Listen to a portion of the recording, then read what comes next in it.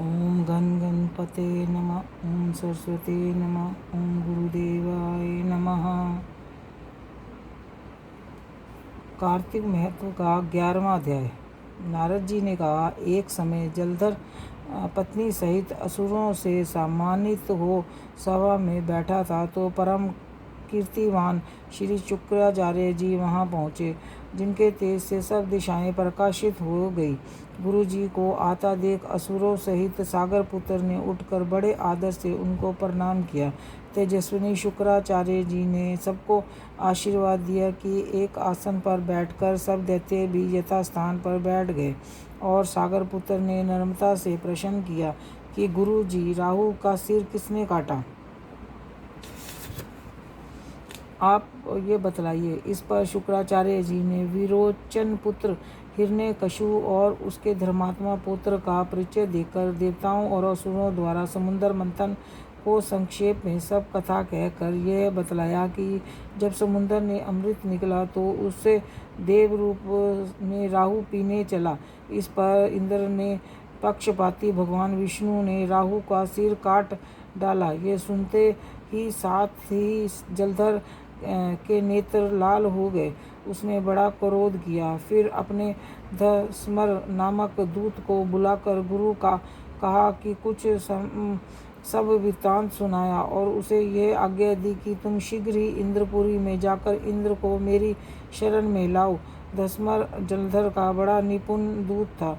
वह शीघ्र ही इंद्र की सुधर्मा नामक सभा में जा पहुंचा और जलधर के शब्दों से कहा, हे देवात्तधम, तुमने समुद्र को क्यों मथा और मेरे पिता के सब रत्नों को क्यों ले लिया?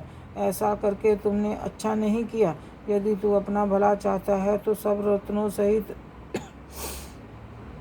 देवताओं के साथ मेरी शरण में आ, अन्यथा ये सुराधम, मैं सत्य कहता हूँ कि तेरा राज्य ध्वस्त हो जाएगा। इस पर इंद्र बहुत विस्मित हुआ और कहने लगा, पहले सागर ने मेरे भय से सब पर्वतों को अपनी खुशी में क्यों स्थान दिया और मेरे शत्रु दैत्यों की क्यों रक्षा की? इसी कारण मैंने उनके सब रतन हर लिए हैं।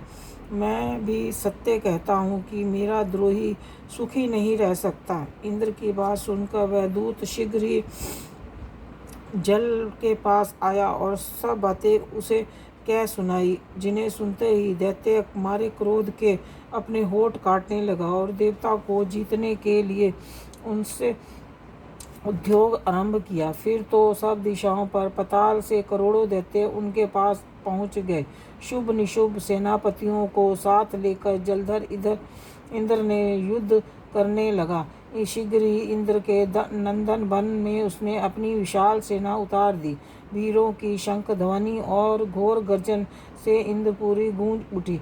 अमरावती छोड़ देवता उनसे युद्ध करने लगे। भयानक मार काट हुई। दोनों पक्षों के आचार्य अपने अपने मृतकों को जिलाने लगे। असुरों के आचार्य गुरु शुक्र अपनी मृत संजीवनी विद्या से और देव गुरु बृहस्पति द्रोणागिरी से औषधि लाकर मुर्दों को जिलाते रहे। इस पर जलधर ने अपने गुरु शुक्राचार्य जी को क्रुद्ध होकर, मेरे हाथ से मरे हुए देवता जी कैसे जाते हैं? जिलाने वाली विद्या तो सब आपके पास ही है, फिर ये क्या बात है? इस पर शुक्राचार्य जी ने देवगुरु श्री बृहस्पति जी द्वारा द्रोणगिरी से औषधि लाकर देवताओं को जिलाने की बात कह दी। यह सुनकर जलधर और भी क्रुद्ध हो गया। श्री शुक्राचार्य जी ने कहा, क्रुद्ध क्यों होते हो? यदि शक्ति हो तो द्रोणगिरी पर्वत को उखाड़ कर समुद्र में फेंक दो, तब मेरे कथन की सत्यता प्रमाणित हो जाएगी। इस पर जलधर क्रुद्ध होकर शीघ्र ही द्रोणगिरी पर्वत के पास जा पहुंचा और अपनी भुजाओं द्वारा उसे उखाड़ कर समुद्र में फेंक दिया। यह भगवान शंकर का तेज था। इससे जलधर की कोई विचित्रता नहीं थी। पश्चात यह सागर पुत्र युद्ध भूमि में आकर बड़े वेग से देवताओं को संहार करने लगा। जब बृहस्पति औषधि लेने के लिए द्रोणागिरी पर्वत गए पहुँचे तो द्रोणागिरी की जगह वहाँ पे उन्हें सूना मैदान मिला तो वह भयभीत हो गए। देवताओं के पास आए और कहा कि युद्ध बंद कर दो, तुम लोग अब जलधर को नहीं जीत सकते। पहले इंद्र ने जो भगवान शंकर का अपमान किया था, यह उसी का फल है। यह सुनकर देवता युद्ध की आशा त्याग अत्यंत ही व्याकुल हो इधर उधर भाग निकले। सिंधु सुत निर्भय होकर अमरावती में प्रविष्ट हो गया। इंद्र आदि देवताओं ने गुफाओं की शरण ले ली।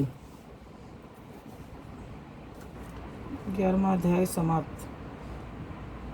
भजमन नारायण नारायण हरि हरि, लक्ष्मी नारायण नारायण हरि हरि, भजमन नारायण नारायण हरि हरि, भजमन नारायण नारायण हरि हरि।